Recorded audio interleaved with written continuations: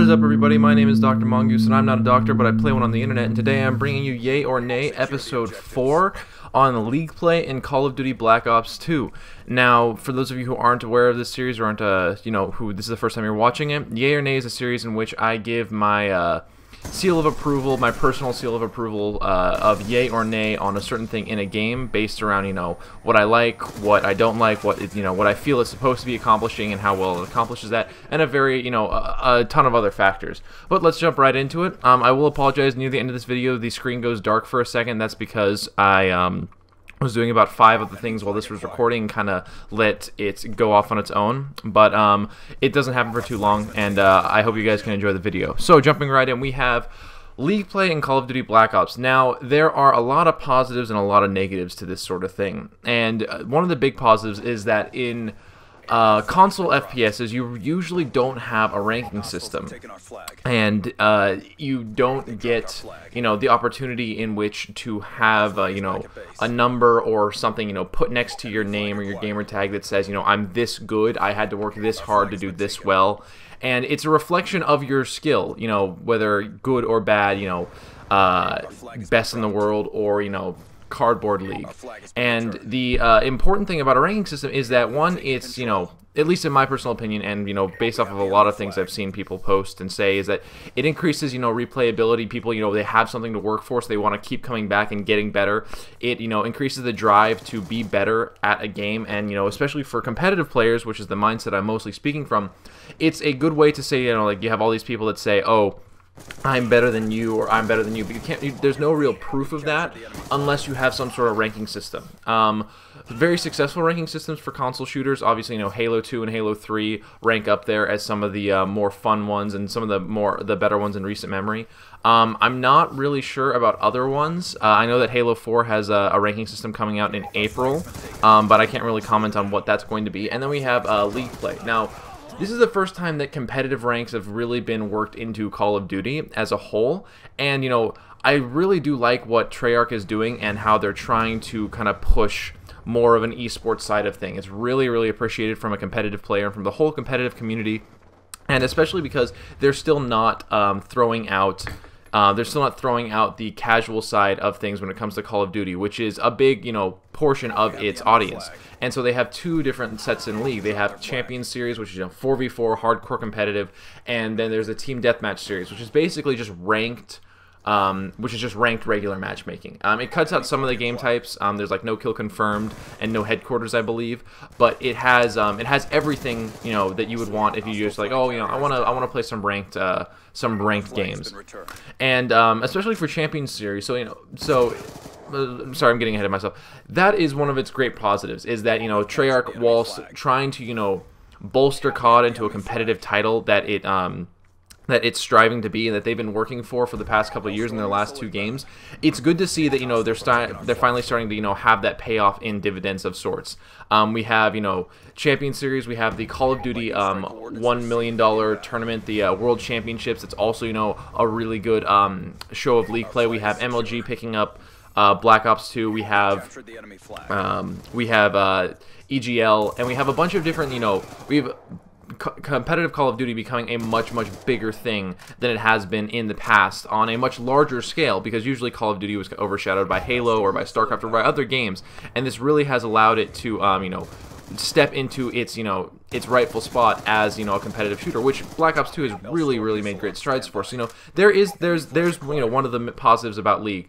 Another positive is that for teams that aren't necessarily sure whether they want to pick up this 4th or that 4th, it really gives them an opportunity to kind of run games in competitive settings for Call of Duty. In the past, it was kind of like you had to get a scrim together, or you had to base someone's like, okay, they're really good in pubs, but pubs is a huge sort of there's a lot of outliers when it comes to pubs, and you can't really tell if someone is going to be the best they are when it comes to just pub smashing. So it really helps new teams forming, and even teams that are they've just formed and they're practicing and they're getting a hang of how competitive play works. So it's very good in that regard, and as as an experiment, as an idea, League Play is very good. League Play is awesome. It's the first time that there's really been a ranked playlist. It gives competitive players a hub for themselves and their really showing off their numbers. Champion Series, which is kind of all I play, it usually peaks around like 4,500 to 5,000 players almost every day, and unless it's like 2 in the morning on a Thursday, I have never seen it drop below 1,500 since like Season 2, which is a really big statement towards the esports and the competitive potential of COD Black Ops. And I've had another video on the competitive side of COD Black Ops, so if you want to go back and look at that, you can, so I won't get too much into that. However, there are some negatives to League, and I won't, you can't ignore them. And this gameplay is actually kind of a perfect example of what that is. And you're going to see it in actually this round specifically, where this team we're playing, this is a full team. This is a full team of people going into League.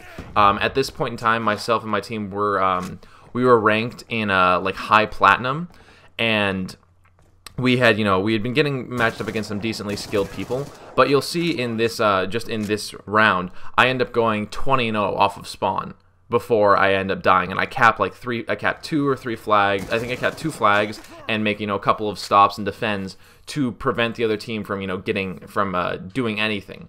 And we end up beating them, I think, like 13-0. So while this gameplay isn't, necessarily a reflection of my team's skill, it's more of a reflection of, see, there's the Ruthless right there. So I haven't died since I think like halfway through the last round.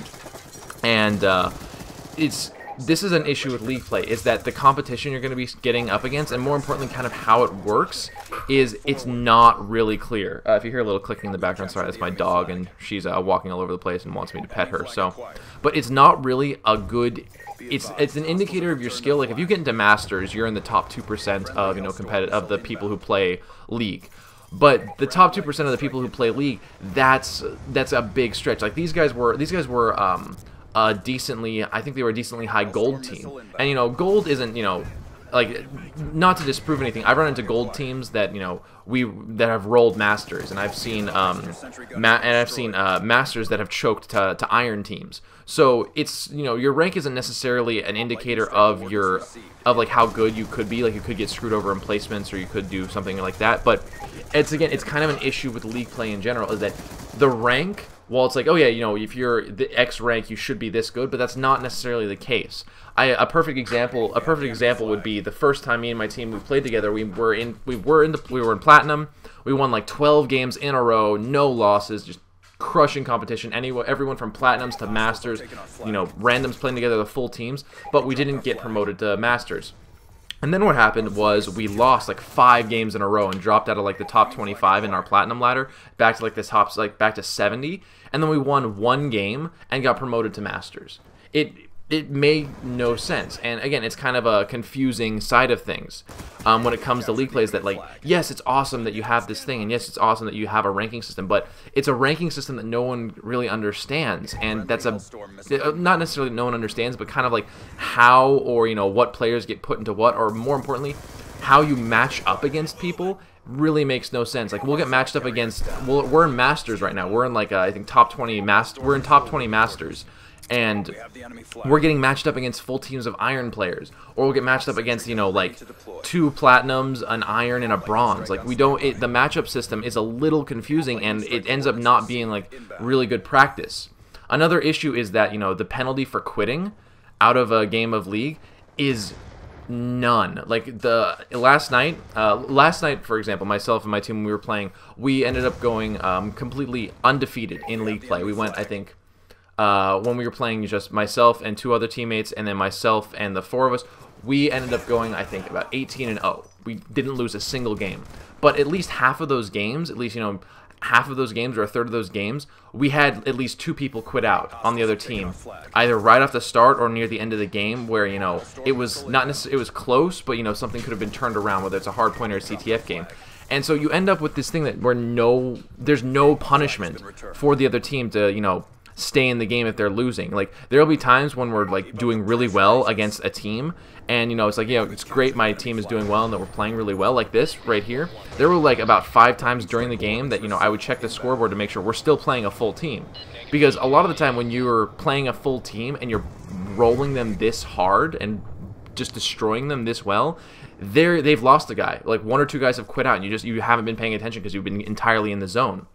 And so the video's wrapping up, and I guess I've rambled a little bit. But as far as, you know, back to the point of the video, I do give League Play a yay. It's a tentative yay, and I really like League Play, and this is kind of the dull part of the video, I apologize. I give League Play a yay. It's a tentative yay because it's good, it's a good idea, but it needs work, it needs to be refined, things need to get better.